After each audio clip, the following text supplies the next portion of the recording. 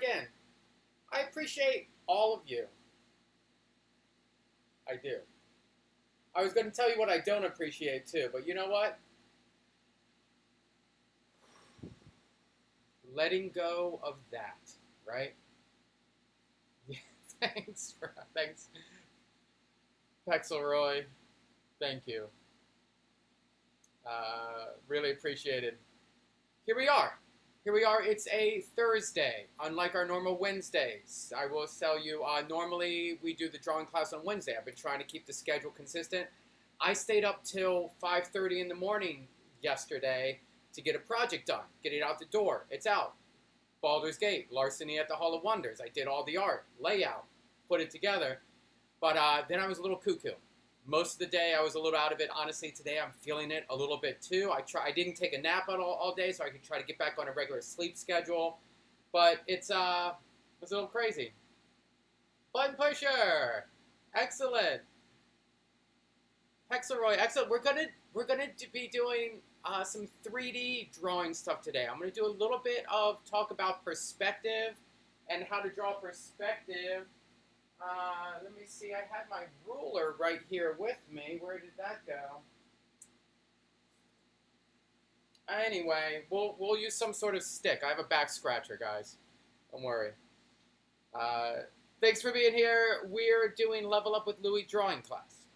And so far, we've done all sorts of drawings. We've done goblins, and we have done potions, we have done trees and battle maps and owlbear. Later on in this program, I'm going to put up on the screen over here, I have a slideshow of viewers who sent in their drawings, and you get your name on there, and you get your drawing up, and they're really good. It's so fun to see the different styles of everybody. Some people are doing theirs in color, bonus points. But first of all, let's all have a little sip. We have beverages here today. Everybody usually has 2 beverages when they're working on drawings. We have our water, always important. I'm going to drink this whole thing full of water in the next couple hours.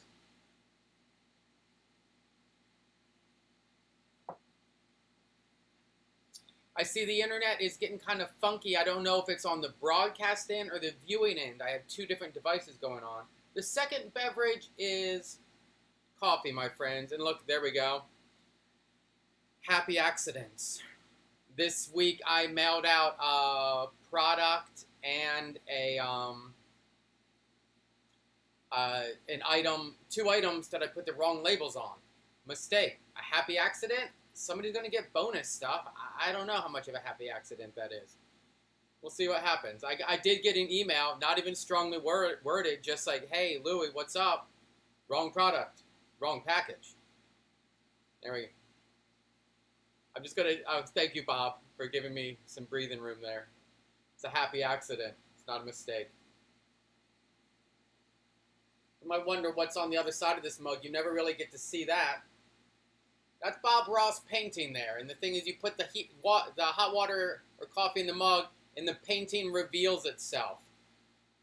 So, one day I'll film that in slow motion for you.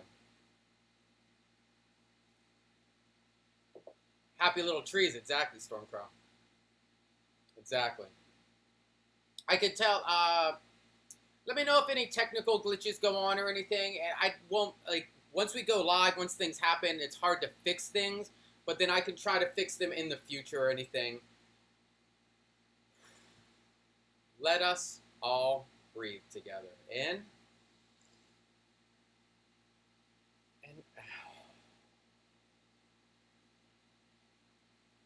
But one of the best things for me about drawing and doodling and the level of the drawing that we do in this class is that it's a great way to relax and disappear for a little bit. Not that you have to escape your problems and escape from the world, but finding time to calm all the inputs and just be with yourself, doing something you find joy in, and that's a creative outlet and that you can practice with.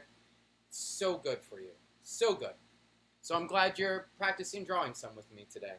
It's good for me too. Let's get down to the paper and do some practice drawing. We're 7 minutes in. Hey, there is nothing wrong with having a tree as a friend. I was on a walk with somebody a little while ago, mask social distance. They hugged a couple trees on the walk because they really loved this one tree on the walk, and they were like, "Today I'm hugging this tree. We take the same walk every day." They hug that tree. They're tree friends now. There we are. What you need, friends, what you need. You need a notebook. You'll notice mine here, spiral bound drawing pad notebook. In here, I have a lot of other drawings from the past. Next thing you will need, of course, is your pencils. Right here, I just use standard HB2 pencils for all of my drawing. They work great for me, and then with those, I also have this handy-dandy pencil sharpener. You guys never really get to see the pencils be sharp. This is like seeing the sausage be made right here. Oh, look at that. That's a fine point right there, my friends. There we go. I like to have some good points while drawing. Camera, just your job is to focus and not blink out. Stick with it. A little bit of shadow there. Okay, so pencils, pens. Pens, erasers also. Erasers, I use these guys here, the high polymer erasers. Really good. If they get dirty around the edges, you can clean those off or just break it open and you have kind of a clean inside. I find the erasers on pencils these days just aren't doing it. Unless you buy high quality pencils, I feel like that's where they're cutting some costs is in the erasers. So when drawing, I always try to have a couple of these around. And also for larger areas, an eraser like this, you're not putting it flat on the paper, but you're using an edge or a corner, and you can kind of erase a little better with those. Pens. You may just have a ballpoint pen with you, which is great. There are so many amazing drawings done with just a ballpoint pen. But I like to use these guys here, these microns, Pigma microns. Here they are. These microns are the smaller sizes. This graphic one, they all have a different size and a different number. The number on there refers to the size of the pen head. So you'll see 005 is teeny tiny, whereas 08 is a little bit bigger. And these are cool because they have these numbers on the top, and if you put them in your pen jar, you can quickly see which one is which. And then for me, for doing my major outline and a lot of graphic work, this graphic one is my go-to pen. If this is your first time joining us drawing, there's a lot of good people here. You'll see later we have the images. Rob, I probably did. Sometimes I'll look down and I'll pause, and I'll see somebody wrote something. Rob, yeah, man, pencil sharpeners have been with me for a long time. Here's to the cappuccino machine days, my friend. Pexaroy and I go back. We haven't seen each other in, I would say, 25 years face-to-face. Just met again online. Him and I were the first. He was one of the first people I knew who was doing 3D design, 3D Studio Max back in the day. We were on bulletin boards back in the Annapolis Times. Went to community college together. We went to a college together. Let's just say that. Cheers. Cheers. All right. Today, of course, we always start with warming up a little bit. Don't stress. Relax. I'm happy you are here. We're just going to do... What I'm going to do for our warm-up today is we're gonna mess around a little bit. I'm just going to doodle some, get some free-form doodling going, because later on this lesson is going to be about 3D perspective a little bit, and a lot of people, and like drawing, adding some 3D perspective to items. We'll just leave it at that. We'll see where we get with it. We'll see about 1-point and 2-point perspective. We'll mess with those things a little bit just to kind of break the ice with that. There's a lot of great artists out there who go deep into some of these things I talk about in the drawing class. Again, this is for beginners. This is for people who want to just kind of break the ice with drawing. So you learn to doodle, you learn about some different techniques. So when you go and get more serious about drawing, you have some of this floating around in your head. One of the greatest artists I ever saw who got me inspired, very similar stuff, was Commander Mark on Secret City. Look him up. He does amazing perspective work. He's very geared towards kids. But you know what? I was a kid once. I'm still a kid. All right, this is just going to be me doodling, so you can kind of see how I work it a little bit. Uh, I start to put some lines down. I start to play with some shapes. And I just kind of see what comes out of it. I see what I like. A lot of my doodling lines are very sketchy. You get kind of this good creep factor on them going on. One of my favorite doodles, because I did a lot of like Dungeons and Dragons sort of stuff, is the blood doodle. So say we have a sword. That's a sword blade, and then you get this blood drip down, and it drips down, kind of drops out. Right? Oh, man. The creepy blood doodle. That's a good one. Kind of goes up onto the blade a little bit. Oh, look at that blood doodle. I mean, it could not be blood. That just might be, this might be oil coming off a dipstick, okay? But that's the way I do a creepy doodle. That kind of reminded me of that right there. Okay, so I'll draw a face or something. I'll give myself a general shape. Put some eyes in. You'll see if you go to our goblin lesson, you'll see how I kind of spaced out some of those eyes and faces. Again, I'm just kind of getting warmed up here, working some doodles. This guy almost looks like a wolf man to me. A little bit, right? Got those whiskers in there. Anybody see Cats? My nephew said he saw Cats the movie. He wants to see the play. Yeah, Commander Mark, so good. So good, man. He's still, I believe Commander Mark is still doing things. So that's pretty awesome. Again, a lot of times a good doodle techniques, and I'm just jumping back to it as we're chit-chatting and getting started. Parallel lines, circles within circles.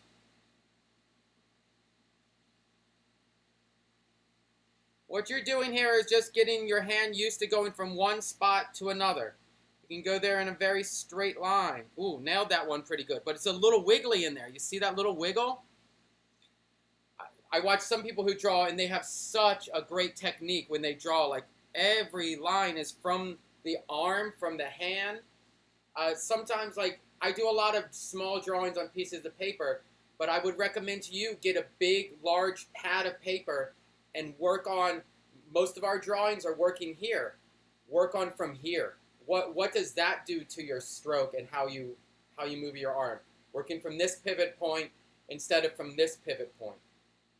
Interesting. All wonderful stuff you will learn when you go to art school. I assume everybody's signing up for the government's free art school coming up. Wasn't that one of the proposals?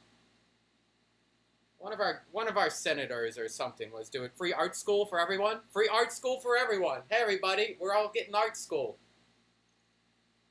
There we go. That's an interesting idea right there. You see how I doodled that? I'm going to take that. This is where your mind kind of works off your previous doodles. The goal is to fill a page with just strokes of the pencil. That curve, it's interesting. So I'm going to do a kind of a curve. I'm going to put an object in this distance, like a ball. And then I'm going to have that radiating out along that curve in a way.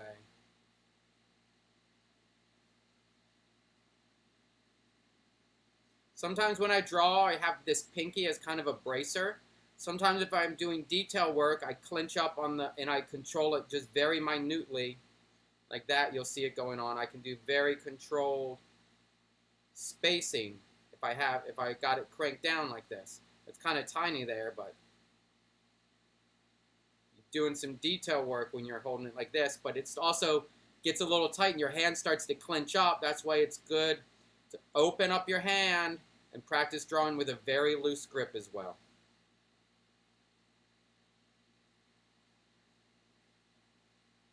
I didn't think I was going to do this drawing class today when I woke up, honestly. I was like, maybe we can skip this week, let it go. Groggy, my friends. I was groggy. It was like a jet lag, self-induced jet lag, staying up so late working.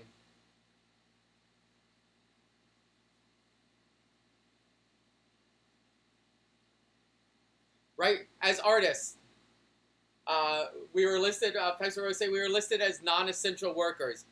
And come on, I get it. Isn't it interesting that so many artists and creatives are on the non-essential list? But imagine living our human life without artists and entertainers and crafters and sure, we might have like things might still be working, we're being fed and stuff, but the real joy we get out of life, a lot of us, is because of the arts, either doing art or ingesting art from other creative human beings. It opens up your mind to seeing the world in a whole new way, a perspective you've never heard because of music or visuals or interactive 3D experiences. Though that's what makes life worth living sometimes. And then I feel being on the non-essential list, I get it. We aren't essential today. But Pexaroy, we are the essential for the long run because it's the creative minds that can see the future and help guide us in a certain way. So I get it. We're not making food right now. We're not delivering things. We're not in a hospital. I've always liked the idea that in a society, it takes a group, like a Dungeons and Dragons party. It doesn't really go well if it's all bards. But if you have a bard, a wizard, a fighter, a cleric, and a barbarian, you're going to do fine. They all have a different way of approaching things. Some of them in different situations are going to be essential. So, I'm not crying much, Pexaroy. I'm not crying much. Again, sometimes when I go and I start talking kind of crazy and just going off, I hope I'm just in the background of you as you're doodling. Again, we're going to fill out this page. Remember we did a goblin head? There's a basic face right there. You draw a circle with an X that gives you where to put eyes, either below, on, or above, a nose, and a mouth. Pop some ears. People think the eyes in the ears are almost the middle of the head. The head is like the body proportions are different than you have in your mind sometimes. Yeah, thank you, man. Thank you, Ron. Sorry if I say your people's names sometimes with your real names. I have that issue too with like friends who have changed their name on the road. Like they might go by I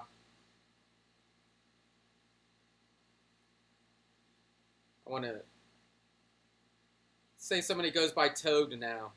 I'll still call them Jack, even though they're like I'm Toad. I'm like, I know you're Toad. I'm trying. We all have multiple names in this new world. Doodling. Again, that little perspective's neat. That kind of radiating out. As we're getting back, lines are getting closer and closer. That sort of thing reminds me of some sort of 80s album with lines of light coming out and really basically rendered 3D objects. You can work on if you're doodling, you can always work on this pattern, which is 1, 2, 3, 1, 2, 3, 1, 2, 3. It is one of the best fill patterns out there. You'll see it everywhere. I'm sure people try to come up with new fill patterns all the time. I wonder if people way back in Mesopotamia used this fill pattern. And again, at 3:30, after we're kind of warmed up here, I'll show some of the viewer drawings that have been sent in. It's always fun. Sometimes this fill pattern, you have 4 lines. 1, 2, 3, 4. If I'm going to fill up to this line, sometimes you end it early. And as you fade it out, you just might do 2 or 1 as you fade it out. When drawing patterns like this, things that are close together, tight, are seen as like a block of information. And if you want to fade that, you start to space it. So now I'm going to space them a little bit. I'm going to space them a little more. Space, space, space. Now this almost looks like it's a gradient on this larger thing.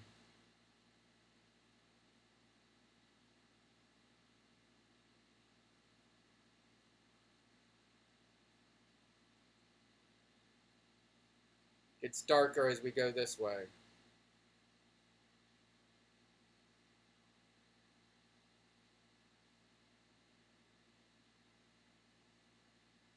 More lines close together, getting darker. Cool. That's my other human hand. Guys, I have 2 human hands.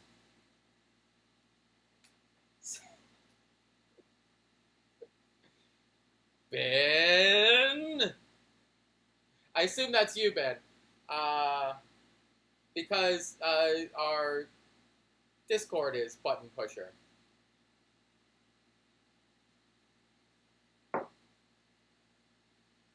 All right. There's some doodling.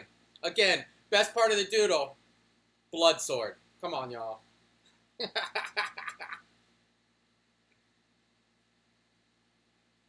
Oh, what did that cat... Like, you could create a story out of it. That's for my other class.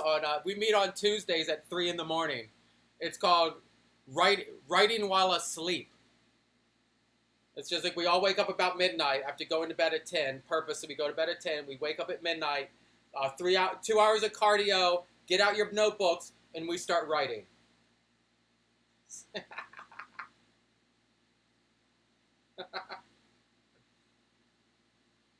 Maryland. Maryland. Petzeroy Rob was from Maryland. He was from around here too back in the day.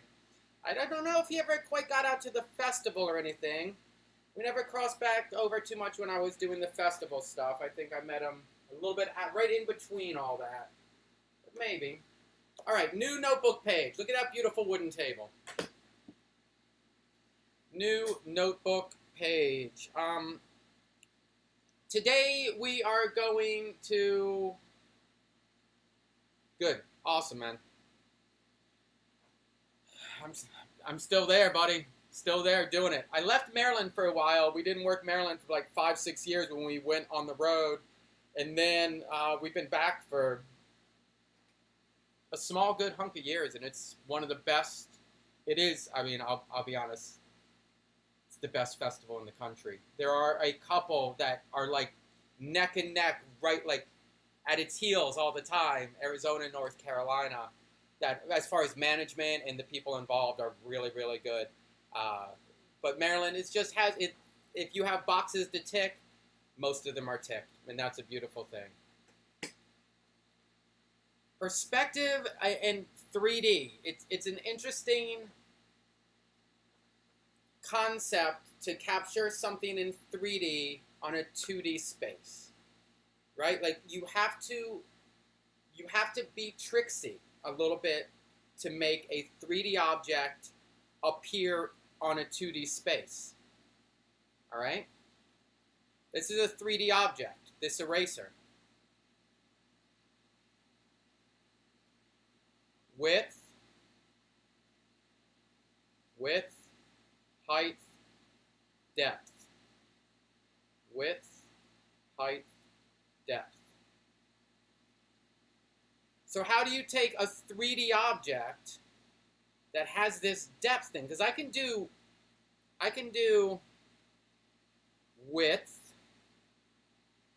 and height on a piece of paper, right? There it is. That's the eraser. The idea of the eraser. But how do you do depth? I can't draw into the paper. So this is where perspective and this comes into play a little bit. And this is where we're going to just mess with it some because it gets complicated and it gets tricksy. And what you have to do to get 3D things on the paper is with perspective, the way the lines recede in the drawing, and they don't literally recede in the drawing, you just draw them as if. And then with shading and stuff is another great way to show depth and 3D-ness. There was a time in human history and art when almost all of the art was 2D. And it was flat. People hadn't discovered the tools of perspective in drawing yet. Isn't that incredible? I'm sure they've been touched on here and there, and they've been part of the language in some cultures. But it took a large, like, it was a little bit before the Renaissance. It was a little bit before the Renaissance, I believe. And I don't know, I don't think it was Botticelli. I'm not sure exactly who was working in perspective, but there were a couple people who cracked it. And then all the paintings after that, you'll notice in the Renaissance paintings, are using this new crazy wild thing called perspective in their drawings. It's cool. And then you'll see them get better and better at it until you get to some of the greats, Michelangelo, Da Vinci. And you'll see those guys have it down pretty solid. So I'm going to draw for you this eraser in like the basic way that I would make it look in 3D, and then we'll talk about the little pieces that I did to get here, and then we'll try drawing a couple other objects in 3D, and getting to a name, getting to my name or your name done in 3D block letters, which is what I'm leading to. I've seen like my nephews drawing their names and working on the 3D block letter and stuff. So we have the eraser. It gets weird, but I'm going to do it here. I'm going to give you me drawing this eraser, and I'm not going to do the rounded edges because I just want you to see these lines. One side of the eraser. Now I'm not going to come straight over. What I'm going to do is I'm going to go at a little bit of an angle. I'm drawing this side of the eraser. Do that, do this. Proportions are going to be a little off, but it'll be pretty close.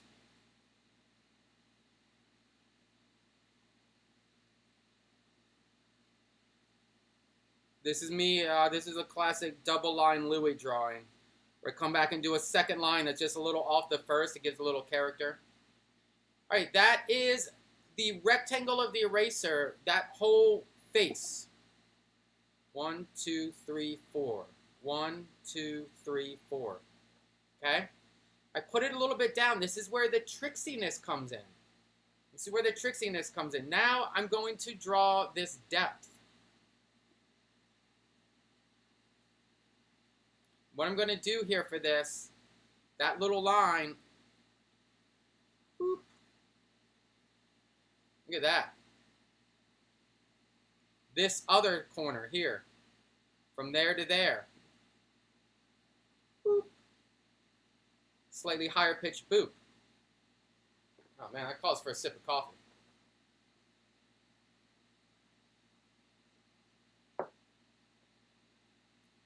And then right after I show this basic one, I'm going to put the slideshow on, and then we'll keep going.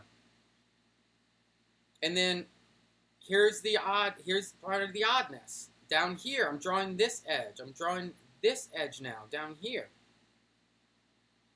So I've gone basic square, boop, boop, boop. Yes, boop.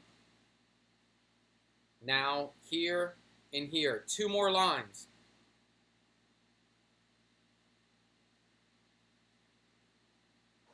All right. That's the basics. All right. So there we have our eraser. This cool eraser is also a little worn right here, down here. It's a little worn. It's got a stripe here that kind of fades. Do things like erase some of that there, kind of make that rounded. Add some shading.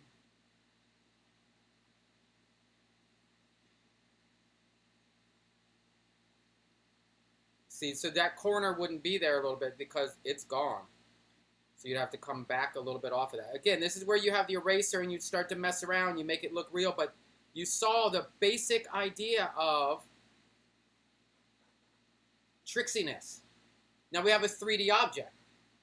Those are the tricksy lines, the perspective. The other thing we would do if the light is coming this way, we've talked about light coming in at angles. It's kind of hitting the front here, this corner, it would make a shadow go behind it.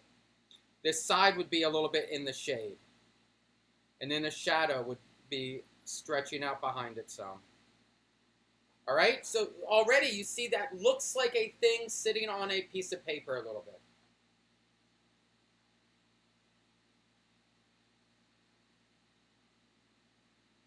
Yeah. Bexaroy, that's exactly it, man. Like, I think a lot of people who yell about art, like, not a lot of people yell, but I think we can all we all know some people who don't get art, or like, oh, art, that's stupid, or you can't make a living, or it doesn't matter. But like you just said, art is everywhere. Every piece of like engineering is art in a way. Like or artists will go back in on top of what engineers have done. They'll make the structure, and the artist makes it beautiful. Even though I believe engineering itself is beautiful, it like you said, it's in everything. So true, man. So true. I love it. I love it. I can't add anything to that. You're spot on. Right. So that a basic 3D doodle, and just using that the action there. Now, how did I know? Okay, let me turn on. I'm going to turn on the slideshow real quick on the side. Some of these you've all seen before, but up here now on the slideshow, this is viewer art that's been sent in. So viewers, cheers to you. Thank you for sending stuff in. I think I have it updated. I mean, this is for all the lessons. I think this is like lesson number 6 or 7 at this point.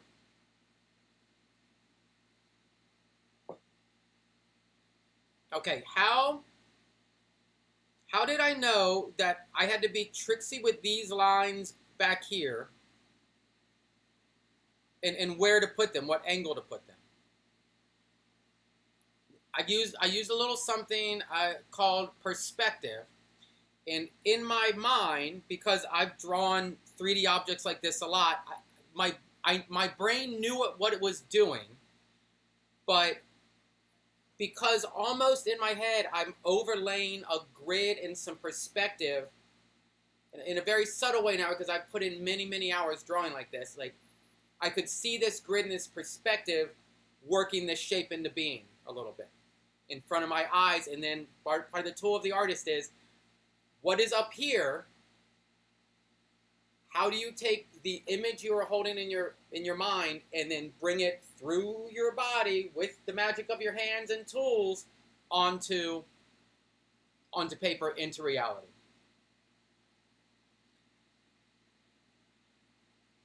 The perspective of the eraser. I'm going to put a little point in the distance.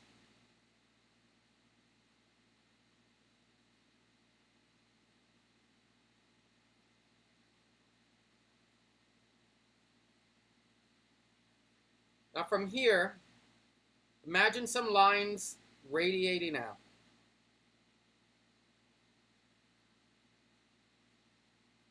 Okay, here's another part of perspective sometimes. Not sometimes, but here's your horizon. There's a point on the horizon.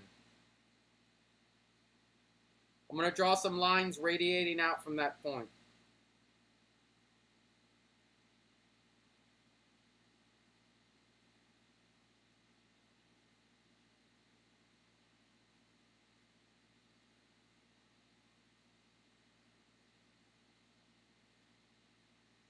Okay?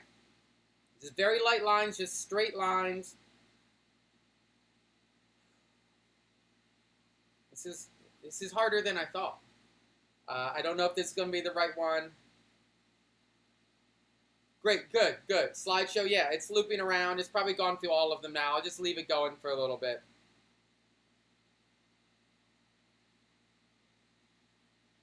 I'm going to use some of these lines to kind of, I'm going to rebuild on this perspective what I built here, which was, these were the first 2 lines.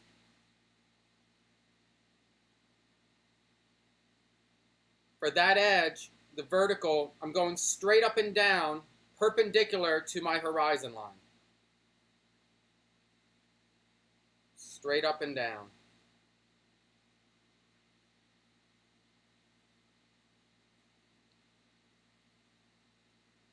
Now what I'm imagining here, this might be 2-point perspective, but I'm using these lines to kind of,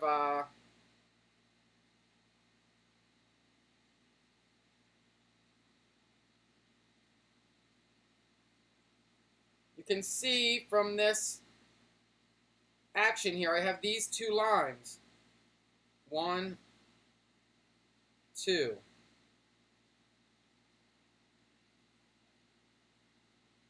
You can almost see how it feels 3D at that point a little bit. Owlbears and goblins, right? Pretty good. Just so I know, am I getting a lot of pauses in the feed? Because when I'm looking on my other device, I have like a tablet streaming with the chat in there. I'm getting a lot of pauses, just so I know. If not, great. If I am, I'll up my internet. Okay, great. Good, guys, good. That's great to hear.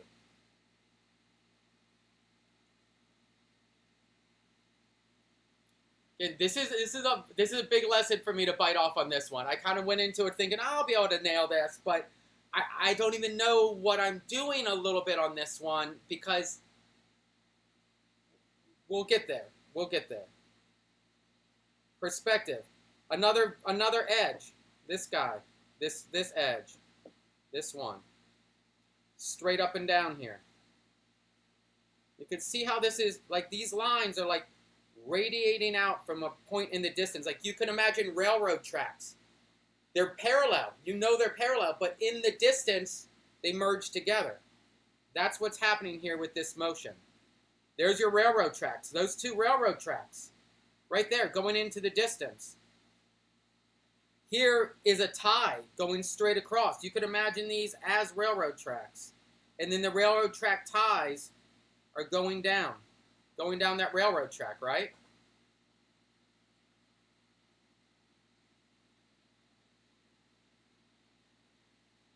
But we got the basics going there. Now I'm going to do this top line, connecting those two. I'm going to draw another line out, radiating out from, hit this corner here. And I'm going to hit that corner. Now I'm going to use these radiating lines to develop the edges of this object into 3D. So I'm going to radiate back from there. And sometimes in 3D like this, you got to fudge it a little bit. A lot of times with art, the true line is not the line that sells the art in a way. Like it might be technically correct that a line goes a certain direction, but when you're looking at the art, that doesn't feel right. So sometimes in art, you're drawing what feels right and gets the idea across, and not what is literally there. Van Gogh, he was drawing. Some people even thought he could see a slightly different a slightly different wavelength of light. So that's why some of his art looks like that, because his brain was picking up infrared light and things like that. I don't know if I believe in that sort of stuff. All right. Now we're going to come straight down to close it off. Perspective, it's interesting. You work with angled lines and vertical lines. You'll see these are vertical, these are angled. Angled and vertical. Maybe I should pick up piano. Look how I'm doing two things with my hands at the same time. And then this one is going to come across this way. There we go. Then we have that eraser in Mach 3D. Again, kind of what I did up here. You can see my freehand version wasn't quite as clean looking as this one that I built on the grid. Same grid. Let's build something else over here. Now we're radiating out from this point. I'm going to do like a box. Straight up. Same distance over. But we're going this way this time because of the way this magic grid works. Kind of fudging these lines a little bit. Man, like a box is crazy on here. I'm heading towards that dot when I'm drawing these.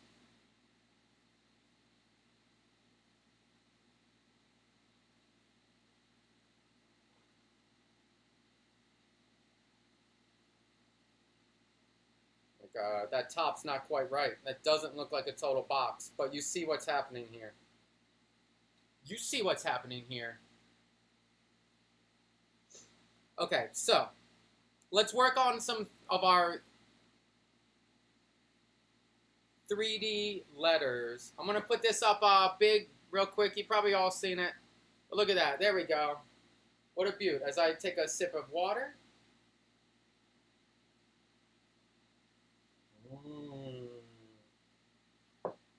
Water tastes like old ice.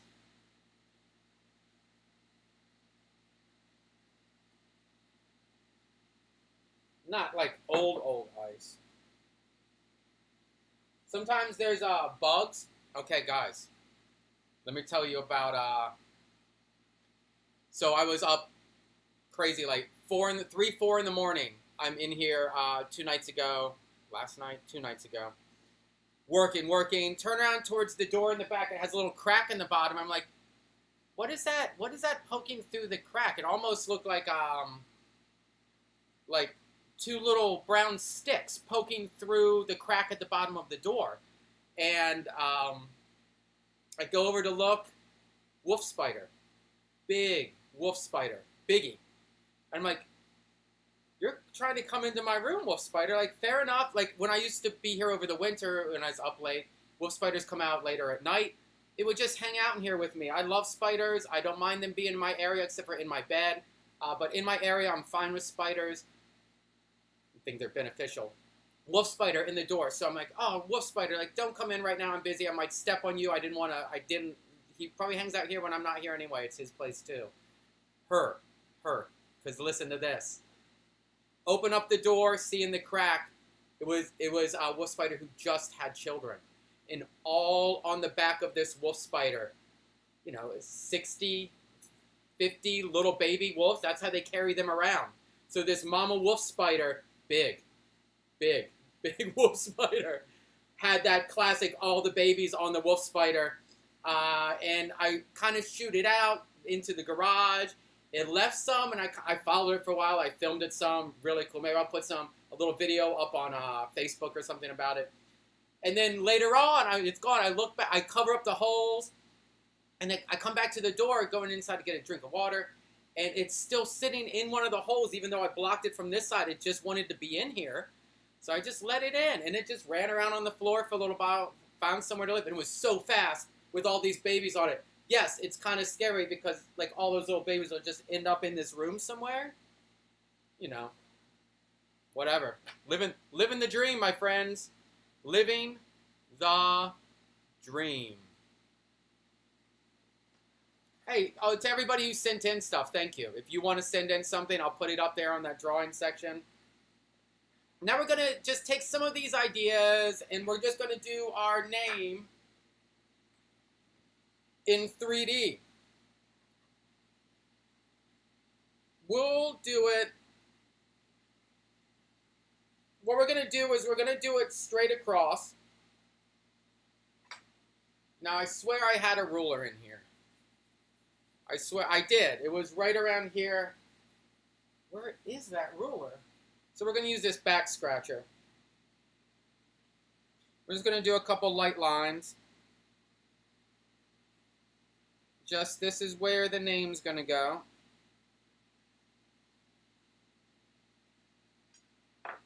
Right? You see a couple light lines in there, just making a little space. And this is also, imagine our horizon line in the distance above it. And then a perspective dot, all right? This is kind of what we're working from here. Name will go here. Horizon and perspective dot. So block letters. Sometimes when I'm doing block letters, I got an L.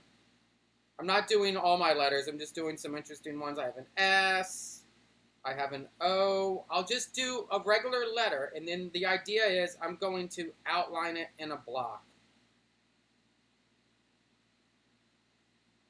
The ends, and then you just go. This goes back to some of our lessons we've done before, where I had you just following parallel to another line.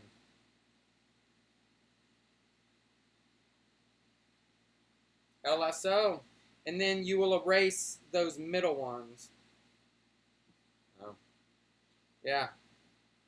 I can't push my notebook up farther. But you see what I did there.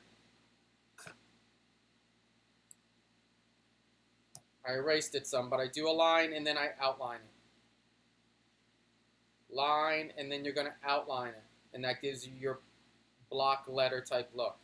I've done a lot of block letters in the past, so I'm just going to start by doing L-O-U-I-E. L. And I'm not doing the line outline because hopefully I can nail it with a block letter. L.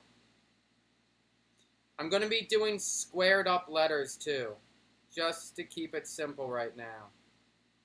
O. See how it's a block letter? Do you see that? Come on now. U. Now look, some of your spacing on letters, like you see on, you see it on yard sale signs all the time. People get to the end and they didn't fit the whole word right. How am I fitting Louis on here so well with these letters? And I'm not squishing it up at the end or have a bunch of space. I'll tell you how. Because of the thousands of times I've spaced words into an area.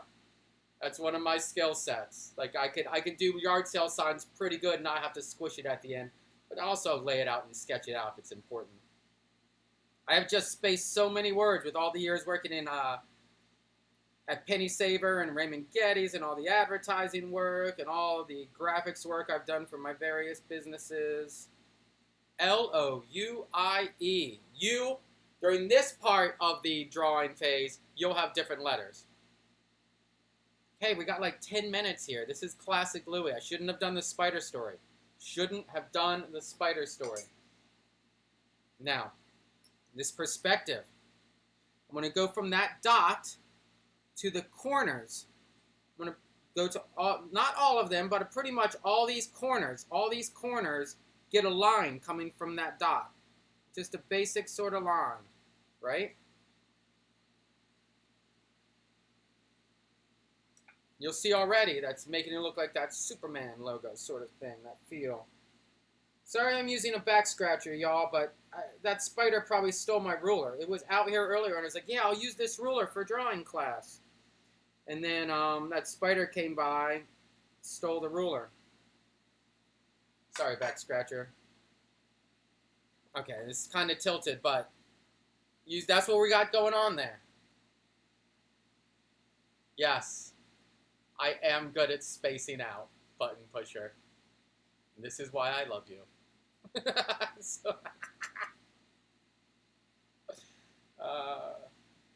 Oh, typography, man. Forever and a day, right? It's never going to end. Here we go.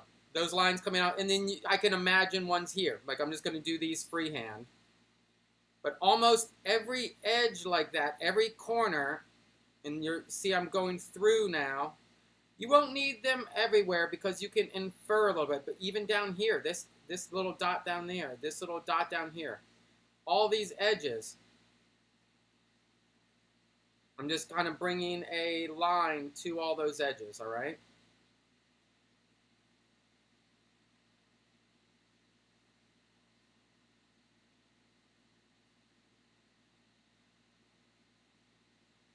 You'll see all those going in from all these dots, from all these corners. Some things will be hidden because of the way 3D works. We talked in the other lesson the other day about objects on top of other objects and what you see and what you don't see. I was very basic with it, but anything complicated usually starts by basic items. Like the eye. Started with just some basic cells and it evolved into this masterpiece. Now here comes some more vertical lines I'm doing. I'm coming a vertical from this horizon line, perpendicular. I'm going to be dropping some other lines. How thick, how deep. Remember we talked about depth, height, width, and depth. We're going to make this about eraser deep, these things. So eraser deep, if I go back into the depth angle, depth going this way, I'm going to choose, this will be interesting because I can use this line to kind of choose all of them at once. I'm going to go back a little bit. I'm just going to put a line along this top. That's about our depth line. So I can then connect to that depth line, finish it up. And from this point, straight down, connect. And it's going to come over. The thing is, it's going to be behind that box a little bit. This box here. Depth. Depth. I'm just going to hit all these using those lines I drew that are going back as kind of my grid lines.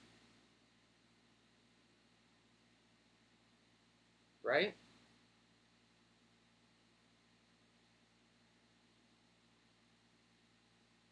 Dropping this guy down here. Hit to that line. I almost went too far, but it stops right there. E. It's right along the back of that edge there. This I'm going to have to add a little bit of something there. You're going to have to kind of eyeball some of those ones. About the depth, the thickness there.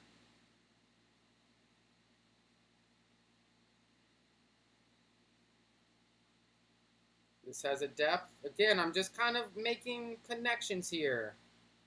This is almost hidden there. But you can see that perspective. You can see that 3D feeling, right?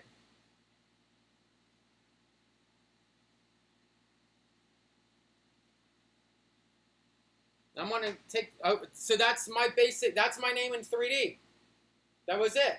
L-O-U-I-E, looking in 3D, using 1-point perspective, drawing lines out. Like, this is a practice. And then sometimes your lines won't look right. It almost looks like an Escher trick. Like, well, that shape can't be on top of that shape because of how they would collide in space. And honestly, Escher is amazing. Like, he took this technique, and you know, you've seen his stuff. MC Escher, he expanded upon this to tweak your mind. So he took that 3D to 2D thing and then got even more tricksy with it. He used it so tricksily that your brain gets fooled when you're looking at his 3D objects. But this is where he started, MC Escher, right here, man. We got like 5 minutes, so I'm just going to take a second here, and I'm just going to go around with some ink, and I'm going to ink all these lines real quick, and then erase the pencil. We'll see what we got. We'll see if it looks 3D. Yeah, and I'm going to have to make some choices when I go along here so that I don't accidentally draw some lines. The first thing almost I want to ink is the things that I know are closest to me. And that is this edge, this face.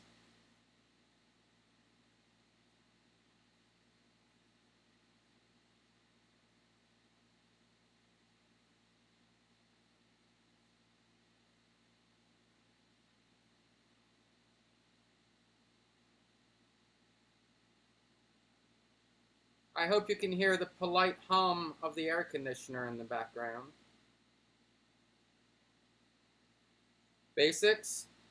Now I'm going to go ink those 3D lines.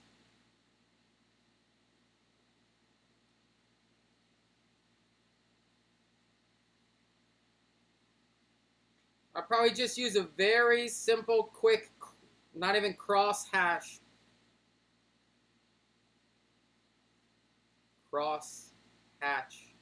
pattern. Missed that edge there a little. Messed up that final E edge. E, get it together. Right? I'm going to show this up so you'll see more. You see how that's on there. You see how I used those lines. I made it look 3D.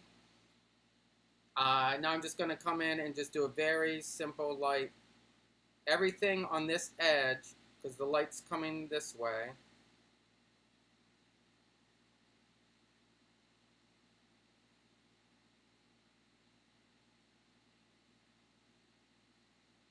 This edge is like so little right here. I almost just do a line, a dark like that.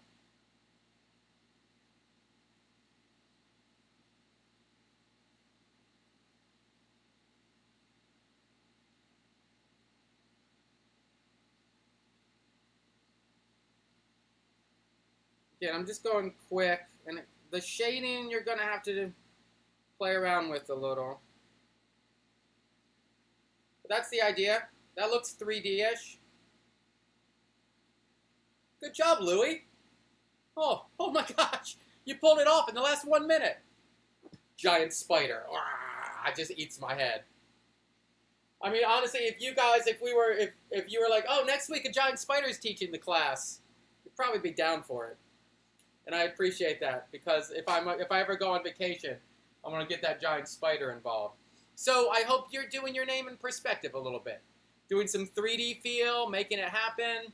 This was a little bit of a challenge to me because I've been doing a lot of Dungeons and Dragons theme thing. I asked my nephew, well, what should I draw? He said Kylo Ren.